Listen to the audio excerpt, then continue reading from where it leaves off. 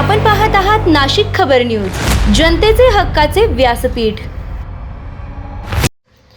भोंदूबाबा प्रकरणावर राज्याचे मुख्यमंत्री देवेंद्र फडणवीस यांनी ठाम प्रतिक्रिया दिली आहे। फडणवीस म्हणाले की अशा प्रकारच्या भोंदूबाबांच्या प्रकरणांमुळे समाजात चुकीचा संदेश जातो। नागरिकांनी अंधश्रद्धेपासून दूर राहून विवेकाने निर्णय घेणं अत्यंत आवश्यक आहे। औषध खरात प्रकरण अत्यंत गंभीर असल्याचं सांगत त्यांनी स्पष्ट केलंय की महिलांचे शोषण, आर्थिक फसवणूक आणि विश्वासघात करणाऱ्यांवर कठोरात कठोर कारवाई केली जाईल। कोणालाही कायद्यापासून सूट दिली जाणार नाही। तसेच या प्रकरणाचा सखोल तपास सुरू असून दोषींवर कठोर शिक्षा होईल याची सरकार पूर्ण काळजी घेईल, असंही त्यांनी नमूद केलंय। समाजानेही जागरूक राहून अशा भोंदू प्रवृत्तींपासून दूर राहणं गरजेचं आहे, असं आवाहन मुख्यमंत्री यांनी केलंय। आणखी 2 महिला समोर आलेल्या आहेत, त्यांनी देखील पोलीस तक्रार केल्याची माहिती आहे। एकूणच या सगळ्या प्रकरणात आणखी मंत्री गोवले असा आरोप देखील काल वडेट्टीवार यांनी केला होता आणि उद्या सभागृहामध्ये सरकारला धारेवर धरून काही पुरावे ते पुरावे देखील सभागृहात मांडू अशी विरोधी पक्ष। बघा, हवेत बोलणं याला काही अर्थ नाही। खरात यांचं प्रकरण अत्यंत गंभीर आहे। ते आम्ही इंटेलिजन्सच्या आधारावर आम्हीच त्याचा भांडाफोड केलेला आहे आणि आता हळूहळू याची आम्हाला कल्पना होती की लाजेखातर किंवा सामाजिक दबावामुळे महिला एकदम पुढे येत नाहीत, म्हणून अशा प्रकारचे जे काही विक्टिम्स आहेत त्या विक्टिम्सला धीर देऊन, त्यांच्या घरच्यांना धीर देऊन त्यांना समोर आणण्याचा प्रयत्न चाललेला आहे। त्याच्यामध्ये काही प्रमाणात आता महिला प्रतिसाद देखील देत आहेत। या संपूर्ण प्रकरणाची अत्यंत वरिष्ठ स्तरावर मॉनिटरिंग होते आहे।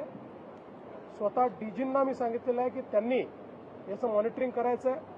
याच्यामध्ये SIT तयार केलेली आहे।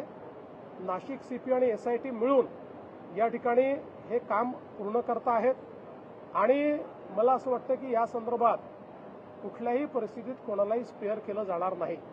आता याला राजकीय रंग देण्याचा काही प्रयत्न चाललेला आहे। कोणाजवळ काही पुरावा असेल तर त्यांनी तो निश्चित आणून द्यावा, त्याच्यावरही कारवाई होईल। पण विनाकारण प्रत्येक गोष्टीला केवळ राजकीय रंग। आता अनेक लोक जायचे, विरोधी पक्षाचे कोण कोण गेले त्यांचे मी पुरावे देऊ शकतो। माझ्याकडे सर्वात जास्त तर माझ्याकडे पुरावे आहेत याचे, पण ते पोलिसांकडे आहेत, ते पोलिसांचं काम आहे, ते माझं काम नाही आहे। त्यांना खरातांना भेटणाऱ्यांपैकी कोणाचं इन्व्हॉल्वमेंट असेल तर कारवाई होईल, पण कोणी भेटलंय अशा याच्यावर जर कारवाई आपण करायला लागलो तर मला असं वाटतं की मग तुम्हाला माहिती आहे की कोण कोण काय काय कसं कसं करायचं। आता कालच तुम्ही देखील त्यांना आउट ऑफ टर्न पाणी कोणी दिलं, कसं दिलं, 40 किलोमीटर पाण्याची लाईन कशी दिली, हे सगळं तुम्ही काल दाखवलेलं आहे। त्याच्यामुळे मला असं वाटतं की याच्यामध्ये राजकारण करू नये। हा महिलांच्या डिग्निटीचा प्रश्न आहे। अशा प्रकारे आपल्या तथाकथित शक्तींचा उपयोग करून महिलांना भरीस पाडणं यापेक्षा वाईट गुन्हा असू शकत नाही। काही झालं तरी त्यांना त्याची शिक्षा ही भोगावीच लागेल। सरकार आणि पोलीस याकरता जे करावं लागेल ते करायला तयार आहे। ज्या मंत्र्यांच्या फोटोसोबत त्यांच्या विरोधकांकडून राजीनामे मागितले जात आहेत, मग मी पुन्हा प्रश्न विचारतो तुम्हाला की ते तर ठीक आहे, कोणी कुठे भेटलं, कोणासोबत फोटो आहे, काय आहे, या तर गोष्टी असतात, कोणी कोणासोबत फोटो असू शकतो। पण ज्यांनी मंत्रिमंडळाची विशेष बैठक बोलवून 40 किलोमीटर दुरून त्यांना पाणी दिलं त्यांना काय शिक्षा द्यायची? आणि मंत्र्यांबद्दल बोलणारे त्यांच्याबद्दल का चूप आहेत? तिथे तोंडाला कुलूप का लागतंय? सिलेक्टिव्ह का बोलताय? त्यामुळे काहींना केवळ राजकारण, आम्हाला राजकारणात इंटरेस्ट नाही आहे। आम्हाला महिलांच्या डिग्निटीमध्ये इंटरेस्ट आहे। आम्हाला ज्या महिलांच्या सोबत त्यांनी दुर्व्यवहार केलाय त्या प्रत्येक महिलेला न्याय दिल्याशिवाय आम्ही शांत बसणार।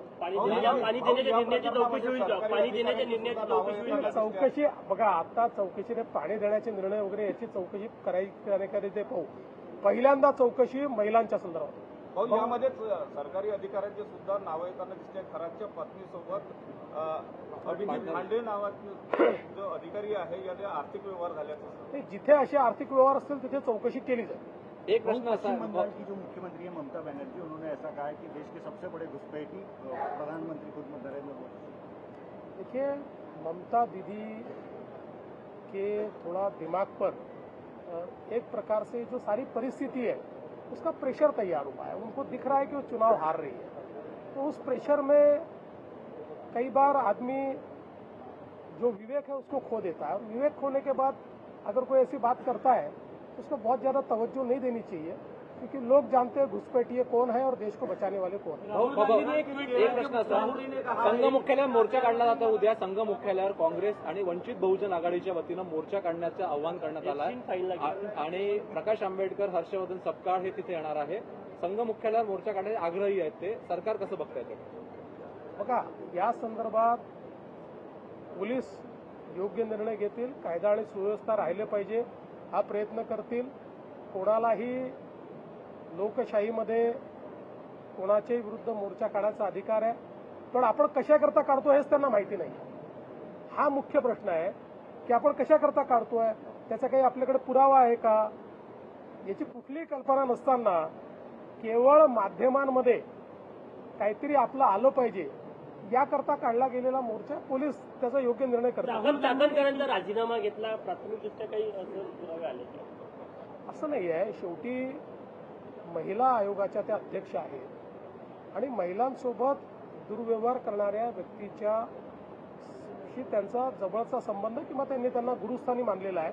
अशा परिस्थितीमध्ये या सगळ्या विषयाला न्याय मिळणार नाही आणि त्यांनी देखील ते मान्य केलं आणि त्यांनी तो राजीनामा दिला. अवकाळी पाऊस ट्वीट किया है, उसमें वो कह रहे हैं कि देश की आर्थिक हालत लगातार बिगड़ रही है और देश में महंगाई बढ़ेगी, वो संकट का सामना करेगा।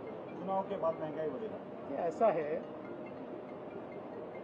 आज दुनिया में इतने बड़े पैमाने पर वॉर चल रहा है, युद्ध हो रहा है. ऐसे युद्ध में भी भारत की सरकार ने आम आदमी के जीवन में कोई उसका परिणाम न हो इसके लिए पूरी तैयारी की है, उसको इंश्योर किया है.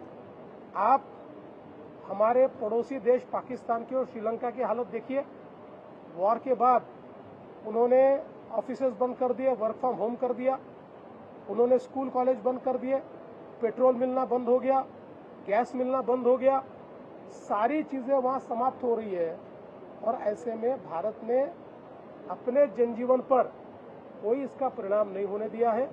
इसलिए मुझे ऐसा लगता है राहुल गांधी ये केवल अपने देश को कैसे बदनाम कर पाए, देश में अराजकता कैसी फैला पाए, इसका ही प्रयास करते रहते हैं, लेकिन ऐसे प्रयासों के कारण ही जनता उनसे दूर गई. अवकाळी पाऊस